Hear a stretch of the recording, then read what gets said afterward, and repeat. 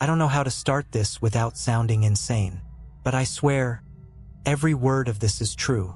It started when my friend Jason found an old Ouija board in the attic of his grandmother's house. She had passed away a few months before, and he was helping clean out her things. The board was in a dusty wooden box, hidden under piles of old blankets. It wasn't a cheap plastic board from some Halloween store. This thing looked old. The wood was dark, the letters were hand-carved, and the planchette had a strange symbol burned into the bottom. Jason brought it over to my place that night, laughing like an idiot. "Dude, we have to try this," he said, dropping the board onto my coffee table.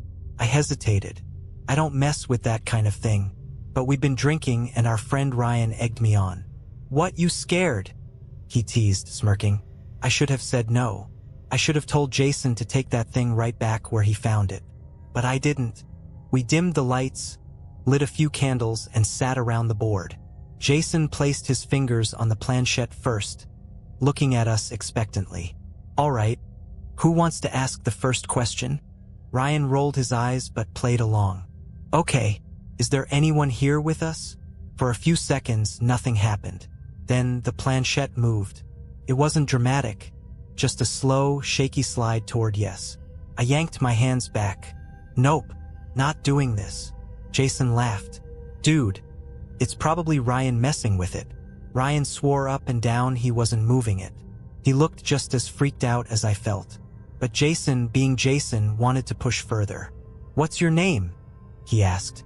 The planchette hesitated, then began to move again. "Malik, Malik," Jason repeated. "Is that your name?" "Yes." Ryan chuckled nervously. "Okay, this is getting weird. Let's stop." Jason ignored him. "How did you die?" This time, the planchette didn't move right away. The air in the room felt heavy, like something was pressing down on us. Then, slowly, the board spelled BURN, burn. I whispered. The candlelight flickered violently. A sudden chill ran through me. Jason grinned, still thinking it was some kind of joke. "Okay, let's get real. Malik, are you a—" Before he could finish his sentence, the planchette jerked across the board, landing on goodbye so hard it nearly flew off the table. At that exact moment, every candle in the room went out. The three of us sat there, frozen in pitch darkness. Then, from somewhere in the room, I heard it. A whisper, right behind me. "Get out." The whisper was so close I could feel breath on my neck. I shot up from the floor, knocking over my chair. "Did you hear that?" Jason and Ryan scrambled to their feet. "Dude, what the hell was that?" Ryan's voice shook. Jason fumbled for his phone, turning on the flashlight. The room was still, too still.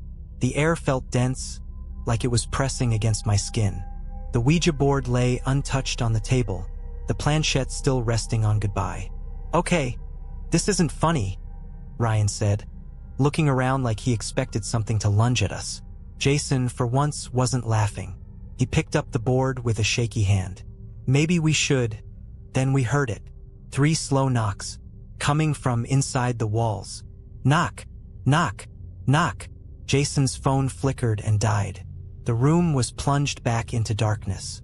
A scraping sound came from the corner of the room. Not loud, but just enough to make my stomach clench. I turned toward the sound. In the dim candlelight, I saw something move. A shadow, tall and thin, shifting just beyond the reach of the light. It didn't have eyes, but I felt it looking at me. Ryan cursed under his breath. "Nope, I'm out." He bolted for the door. It wouldn't open. Jason yanked at the handle, his breathing ragged. "It's stuck." The knocking came again, closer this time. "Knock, knock, knock." "Malik," Jason whispered, his voice barely audible. Something answered, a deep, guttural voice, not human. "You let me in." The room went ice cold. My breath fogged in the air. Then Jason screamed. His arms flew up, clawing at his own skin. Long, red scratches carved down his forearms like something invisible was ripping into him. I grabbed the Ouija board and threw it. "Stop!" I shouted, desperate, shaking. The board hit the ground. The second it did, the air shifted. The heaviness lifted. The door unlocked. Ryan didn't hesitate. He flung it open and we sprinted out of there, leaving the board behind. We never talked about that night again. Jason refused to tell us what he felt in those few seconds before we escaped. But weeks later, I saw the scratches on his arms again. They hadn't healed. And sometimes, in the dead of night, I still hear those knocks. We left the board behind that night. That should have been the end of it. But it wasn't. For the next few weeks, things changed. Jason barely spoke. He stopped answering texts, skipped work, and looked like he hadn't slept in days. When I finally showed up at his apartment unannounced, I found him sitting in the dark, staring at the wall. His arms were worse. The scratches had spread, deep, angry gashes running from his wrists to his elbows. They looked infected, blackened at the edges. "What the hell is happening to you?" I demanded. He didn't answer right away. His bloodshot eyes flicked toward me. And then, in a hoarse whisper, he said, "It followed me." My stomach dropped. Jason pulled up his sleeve. "It doesn't let me sleep. Every night I hear the knocks. Every night I feel it standing over me, waiting." I forced a laugh, trying to keep my voice steady. "You need to see a doctor, man." Jason just smiled. A weak, tired, hollow smile. "A doctor can't fix this." That's when I heard it. A whisper, right behind me. "He's mine now." I spun around, but nothing was there. Just shadows stretching across the apartment walls. I turned back to Jason, and my breath caught in my throat. His eyes had rolled back. His mouth hung open in a silent scream. His body was rising off the couch, lifted by something unseen. "Jason!" I lunged forward, grabbing his arm, but the second I touched him, I felt it. Cold hands. All over me, clawing, pulling, dragging. The apartment lights flickered violently. Jason's body convulsed, his back arching unnaturally. Then everything went dark. I don't know how long I stood there, frozen, my heart pounding in my ears. But when the lights came back, Jason was gone. The only thing left was his phone, lying on the couch, the screen flickering with a single, unread message. "Goodbye." I ran and never looked back. That was 3 years ago. Jason was never found. But sometimes, late at night, when everything is silent, I hear it again. Knock, knock, knock. And I know deep down, it's not over. 3 years. 3 years of trying to forget. But some things don't let you go. Jason was gone, but I never stopped feeling like I was being watched. Shadows moved in the corners of my apartment. Whispers slithered through the silence at night. And the knocks. God, the knocks. Knock, knock, knock. Always at 3:33 a.m. Always from inside the walls. I moved 3 times. Burned sage. Saw a priest. Nothing worked. Followed me, just like it followed Jason. Then last week I got a text. "Unknown number, help me. It won't let me go." My chest tightened. I knew that number. It was Jason's. I stared at the screen, my fingers numb. Jason's phone had been left in his apartment. He was missing, presumed dead, but the message was still typing. I watched as 3 dots flickered, disappearing, then returning. Then, another message. "Unknown number. Don't ignore me. It's coming for you next." I dropped my phone. No, this wasn't real. Someone was messing with me. But deep down, I knew the truth. Jason was gone. But something else was using his voice. That night, I didn't sleep. I sat in my living room, lights on, gripping a baseball bat like it would actually help. 3:33 a.m. came. Knock, knock, knock. This time, it wasn't inside the walls. It was at my bedroom door. I didn't move. My breath caught in my throat. The knob twisted. I wanted to run, to scream, to do anything. But my body was locked in place. Then my phone buzzed. A new message. "Unknown number. Let me in." The lights flickered. A shadow slid under the door, long, twisted fingers stretching toward me.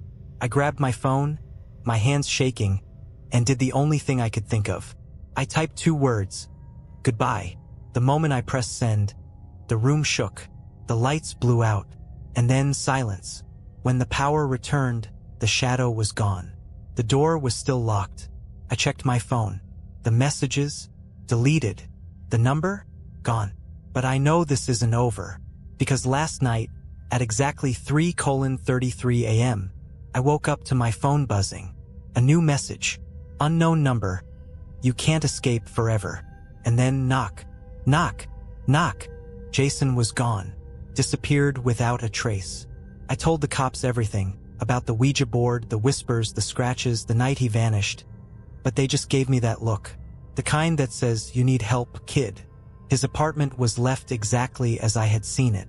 No signs of forced entry. No struggle. His phone, still sitting on the couch. The last message burned into my brain. Goodbye. The case went cold fast. No one could explain it. No body. No evidence. It was like Jason never existed. But I knew better, because it didn't stop. The knocks the first night after Jason disappeared. I barely slept. Every time I closed my eyes, I saw him. His body lifting off the couch, his mouth frozen in that silent scream. At around 3 a.m., I heard it. Knock, knock, knock. At first, I thought it was coming from my front door. But as I got up, my stomach turned. It wasn't coming from the door. It was coming from inside the walls. I stood there, heart hammering. The knocking was slow, deliberate, moving closer. It started in the living room, then the hallway, then my bedroom. Knock, knock, knock, right behind my headboard. I grabbed my phone and bolted for the bathroom, locking myself inside like a damn child. I sat on the cold tile floor, shaking, staring at the door. Then I heard the whisper, "Let me in." The lights flickered violently, and for a second, just a second, I saw something in the mirror. A shape, tall, twisted, watching. I closed my eyes, counted to 10. When I opened them again, it was gone. But the knocking wasn't. Knock, knock, knock. I knew then I had made a mistake. We never closed the session. We left the board without saying goodbye. I didn't sleep that night, or the night after. The knocking didn't stop. It didn't matter if I blasted music, turned on every light, or stayed at a friend's place. It followed me. Knock, knock, knock. Always 3 knocks. Always at 3 a.m. I tried to ignore it, to pretend it wasn't real. But ignoring it only made things worse. The air in my apartment grew colder. The shadows stretched longer. And the whispers, God, the whispers, they started as murmurs. Low, unintelligible. But soon I could understand them. You let him go. He's with us now. You are next. Every night, the voices got closer. I could feel breath against my ear, cold and damp. I stopped looking in mirrors after I saw something standing behind me. Something tall. Watching. Waiting. I knew what I had to do. I had to go back to Jason's apartment. The return, I wasn't prepared for how bad it had gotten. The landlord let me in without question. Jason's family had stopped paying rent months ago, so the place sat untouched. When I stepped inside, I almost turned around and ran. The scratches, they were everywhere. Deep, jagged claw marks covered the walls, the floors, even the ceiling. The couch where Jason had been sitting was slashed open, stuffing spilling out like organs. The windows were blacked out, the glass smeared with something dark and crusted, and the smell, rot and sulfur. I covered my nose and stepped further inside. My skin crawled like I was being watched. I knew I wasn't alone. That's when I saw it. The Ouija board. It was still on the floor where we had left it. But now something was different. The wood was burned, charred black around the edges like it had been through a fire. The letters were barely visible beneath the soot, but the planchette was moving. I wasn't touching it. No one was touching it. It slid across the board, slow and deliberate, spelling N-O-W now? I stepped back, my hands shaking. Then I heard it. A breath. Right behind me. I turned too late. The door slammed shut. The lights flickered and died. The whispers turned into screams. Something grabbed me. Cold hands wrapped around my throat, pulling, dragging. I tried to fight, but it was too strong. My feet lifted off the ground. I was choking, gasping, my vision going black. And then knock, knock, knock. Everything stopped. The hands released me. I collapsed to the floor, coughing, clawing at my neck. The air was thick, suffocating, but I forced myself to move. I crawled toward the board, my lungs burning. With shaking hands, I grabbed the planchette and slid it to goodbye. The second I did, the room shifted. The shadows recoiled. The temperature rose. The pressure in my chest eased. Then I heard Jason's voice.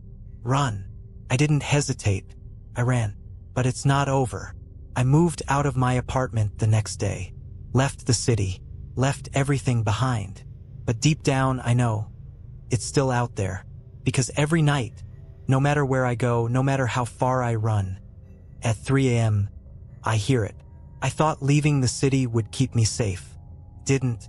The knocks followed me. Every night. Different places, different walls, same damn pattern. 3 a.m. knock. Knock. Knock. I stopped sleeping. I stopped eating. My new apartment felt just as cursed as the last. No matter how much I ran, I felt that same heavy presence. Like something was waiting for me to break. I started seeing things in the corners of my vision.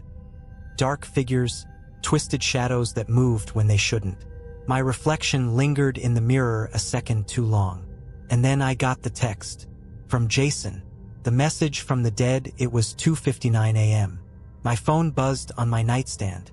Unknown number. I almost didn't check it. But when I saw the message, my breath caught in my throat. Let me in. My hands shook as I stared at the screen. My mind screamed at me to delete it, to pretend I never saw it. But before I could, another message came through. Picture. It was a photo of me, standing in my bedroom. Only, I wasn't alone. Behind me, in the shadows near the closet, was something else. A tall, twisted figure, its arms too long, its head cocked at an unnatural angle, watching me. The worst part? I had just taken that picture. But I was alone, or so I thought. The ritual. I wasn't stupid. I knew this thing wasn't Jason. Whatever was pretending to be him was getting stronger. It had followed me across cities, through locked doors, through my phone. I needed to end it. I started researching. Demonology, hauntings, possession cases. Anything that could explain what was happening to me. And that's when I found it. A cleansing ritual. A way to banish a spirit tied to a Ouija board. It wasn't easy. I needed a black mirror, a white candle, salt, and fire. I had to summon it, to invite it fully, then trap it and burn the damn thing out of my life. It was a huge risk. If I screwed it up, it could get worse. But at this point, I was out of options. The final confrontation that night, at 2:45 a.m., I set up the ritual. The mirror stood against the wall, reflecting the candle's weak glow. Salt was spread in a perfect circle around me. In my hands, I held a match. My heartbeat was a thunderstorm in my ears. Malik, I whispered.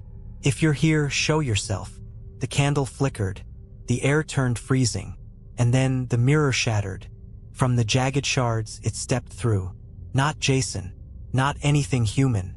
The thing that had been following me. It was tall, skeletal. Its mouth stretched into a grotesque grin. It had no eyes, just deep, black holes that seemed to pull the light in. It opened its mouth and screamed. The candle exploded, plunging me into darkness. The air pressed down on me, heavy, suffocating. I felt hands, dozens of cold, clawing hands, grabbing at my arms, my legs, my throat. I could barely breathe. My vision blurred. My body lifted off the ground. And then I struck the match. The second the flame caught, the room erupted with light. The salt circle ignited like a ring of fire. The thing shrieked, thrashing, its body contorting violently. You are not Jason. My voice shook, but I forced the words out. You are not welcome. Leave, now. The entity convulsed, its form crumbling, black smoke pouring from its gaping mouth. With every ounce of strength, I threw the match into the mirror shards. The flames engulfed the remains. A final ear-splitting scream, and then silence. The pressure lifted. The air warmed. And for the first time in months, the knocking stopped. The aftermath that was 3 weeks ago. I haven't heard the knock since. The air feels lighter. The shadows don't seem to watch me anymore. But I know better than to believe it's over. Jason is still gone. His body was never found. And sometimes, late at night, I wake up to my phone buzzing. Unknown number. No message. No picture. Just silence. But I don't answer. Because I know. It's waiting. I wanted to believe it was over. For 3 weeks, there were no knocks. No whispers. No shadows moving in the corners of my vision. My apartment felt lighter. The air normal again. But deep down, I knew. Something was still wrong. Jason was still gone. And the texts hadn't stopped. Unknown number. No message. No image. Just the screen lighting up at 3 a.m. every single night. I ignored them at first. Turned my phone off. Got a new number. None of it worked. The calls started next. Always static on the other end. Faint breathing. Like someone just waiting. Then one night I picked up. I don't know why I did it. Maybe I thought Jason was still out there. Maybe I was just sick of running. But I pressed answer and put the phone to my ear. For a few seconds, there was silence. Then, in a voice I hadn't heard in months, "Help me, Jason." The descent into hell. I didn't sleep after that. I replayed his voice over and over in my head. The way it sounded far away, like it was coming through layers of static and distortion. But it was him. I know it was him. That's when I made my decision. I had to go back. Back to the place where it all started. The house, Jason's grandmother's house, had been abandoned since her death. It stood rotting and forgotten at the edge of town, surrounded by dead trees and overgrown weeds. It looked worse than I remembered. The windows were boarded up, the paint peeled from the walls like dead skin. The front door hung slightly open, creaking in the cold wind. It was waiting for me. I stepped inside, my breath visible in the freezing air. The house was dark, silent. Dust coated the floors. The furniture sat untouched, like a snapshot of a life long gone. And then I heard it. Knock, knock, knock, came from above me. The attic, the place where Jason first found the Ouija board. My stomach twisted into knots. Every instinct screamed at me to run. But I climbed the stairs anyway. The truth, the attic door was open. A single, flickering candle burned in the center of the room. And next to it, the Ouija board. It looked different.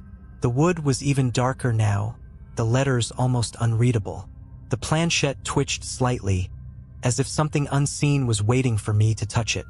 And then a whisper. Sit. Couldn't move. My legs carried me forward against my will, and before I even realized it, I was on my knees in front of the board. I don't know why I did it. Maybe it had been controlling me all along. Maybe I was always meant to finish what we started. I placed my fingers on the planchette. The air around me froze solid, and the board moved. Jason, Jason. My throat went dry. My hands trembled. I whispered, Jason, is that you? The planchette slammed to yes. I felt a sob rise in my chest. Where are you? The planchette hesitated. Then, slowly, it spelled HELL. The choice. The candle flickered violently. The shadows around me stretched and twisted, moving in ways that weren't natural. I felt it then. Something behind me, watching, waiting. The whisper came again. So close I felt breath against my neck. Trade. My blood turned to ice. It wanted me to take Jason's place. I had two options. Leave and never look back, or stay and bring him home. The air was suffocating. My lungs burned. I was losing time. Jason's voice was suddenly everywhere. Soft, desperate, pleading. Please help me, please. I squeezed my eyes shut, took a deep breath, and then, with everything I had left, I flipped the board over. The candle went out. The attic exploded with noise, screams, roars, a wind so strong I thought the house was going to collapse. Something grabbed me, yanking me backward into the darkness. I fought like hell. I reached blindly, my fingers scraping across the wooden floor, and I found Jason's hand. I pulled. The shadows howled in fury. And then, the end, I woke up outside. Jason was next to me, unconscious, barely breathing, but alive. The house was gone. Just an empty lot, as if it had never existed. The sky above us was clear, the first hint of sunrise painting the horizon. Jason didn't wake up for 2 days. When he did, the first thing he whispered was, "We should have never played." The aftermath, we never spoke of it again. The board was gone. The knock stopped. But something in Jason changed. He was never the same. Always quiet. Always watching the shadows like he expected something to crawl out of them. I moved far away, tried to rebuild my life. But sometimes, in the middle of the night, I still wake up gasping, my chest tight with the memory of that place. And last night, for the first time in years, at 3 a.m., I heard it. Knock, knock, knock.